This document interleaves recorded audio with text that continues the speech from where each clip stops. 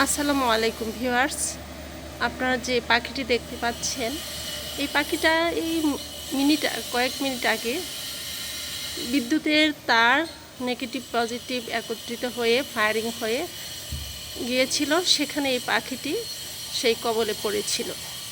তো ওর এতক্ষণ মাটিতে পড়ে গিয়েছিল, কিন্তু ওর কোনো সেন্স ছিল না। তো আমরা এই পাখিটাকে নিয়ে এসেছি।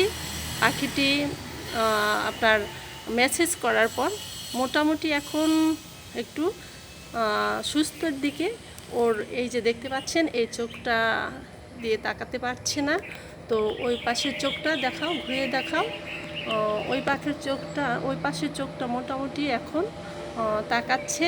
ওকে বারবার মেসেজ করে দেওয়া হচ্ছে। দেখেন এই যে এখানে পুড়ে গিয়েছে, আহত হয়েছে। ও যেন ওর গন্তব্যস্থানে, ওর বাসায় পৌঁছতে পারে।